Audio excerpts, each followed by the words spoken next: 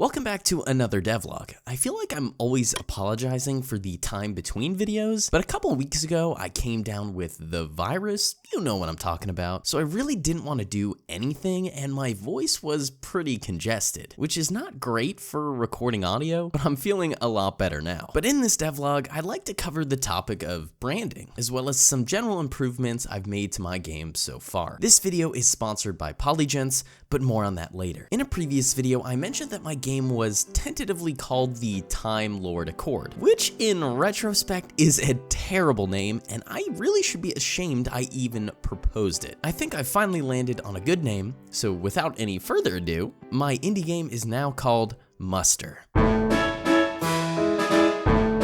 Now for those that are maybe not familiar, but definitionally wise, muster means to assemble troops in preparation for battle, which I think really captures the essence of what I'm aiming for with my game. I've also started working on an actual logo. I've been revising my game's core pitch, and here it is. It's conquer or be conquered. It's up to you to recruit soldiers from around the land into joining your cause. Some allies may require proofs of strength before supporting you, whereas others acts of cooperation, or even a simple game of chess. But allies and groups are not everyone's cup of tea. Choose to go it alone, increase your own power, and defend your lands with the power of gods. But remember, time is ticking. Since the previous devlogs, I really tried to flush out more of the NPC automated combat to make it more lively and impactful. There are now floating pop-ups for damage and critical strikes, as well as little icons when an NPC blocks an attack or tries to flee. I'll link a Code Monkey video in the description below that really helped me develop this system. I also added ranged spellcasters and archers, which adds a lot more diversity. For some more satisfying effects, I added trail renderers to melee weapons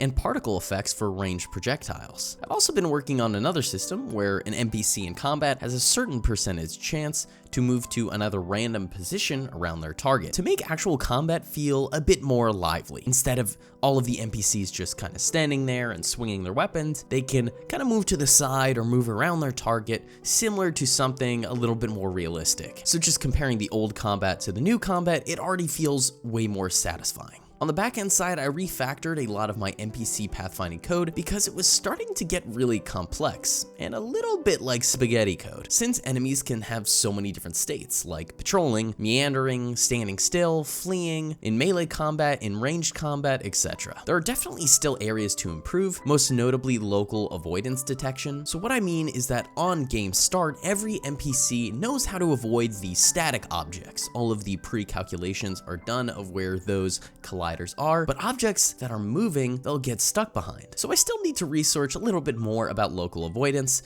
specifically in the pathfinding project that I'm using. I've also come to a more philosophical conclusion. Like I mentioned in the pitch of my game earlier, to recruit allies and soldiers, you'll have to do a variety of tasks, as this game still ultimately has a timer until the final battle. I can't only have kill 5 boar quests. So I think implementing a mini game type system might be a fun addition. For example, maybe the blacksmith will support you with 2 soldiers if you go collect him iron, but maybe the old man in the hills will tell his grandsons to fight with you if you beat him in a game of chess. Or maybe there are a couple of mercenaries in the town you can pay, or just tell them a joke. Maybe the wizard guild will support you with 3 wizards if you're able to solve a brain teaser or a puzzle. Ultimately, with this system, I wanted to think of other ways of making the game engaging while you're on your end goal of either becoming more powerful alone or gaining the support of soldiers and allies. I haven't implemented this system yet, and it's still just sort of in my mind, so let me know if you guys think that's a fun system or have any suggestions or improvements. I've also been thinking about trying to improve my development tooling. Most notably is my animation workflow, because I have a ton of different sprite sheets that I really want to use,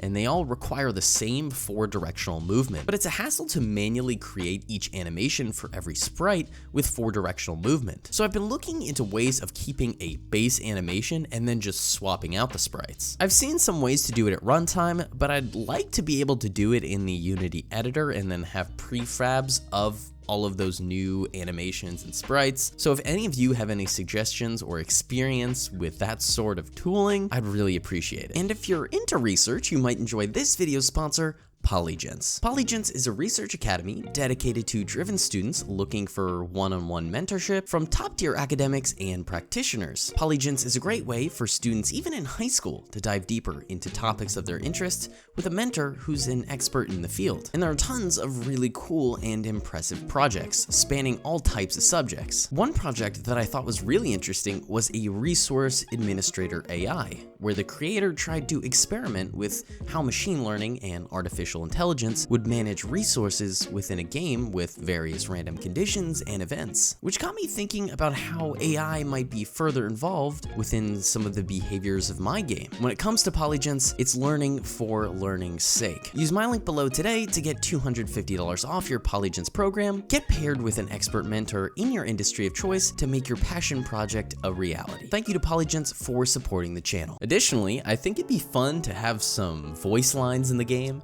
so I've been practicing some different character voices. Tell me what you guys think so far.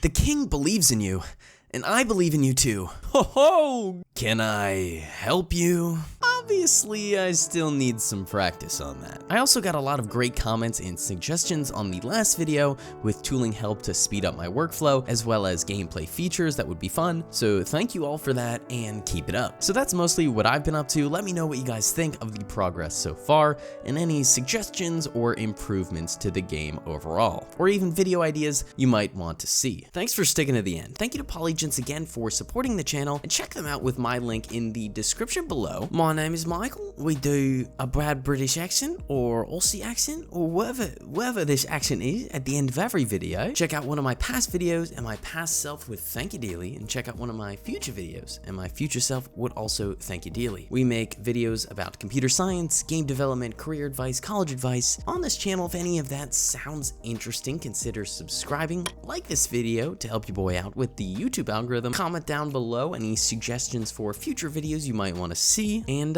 hopefully I see you in another one. Bye bye.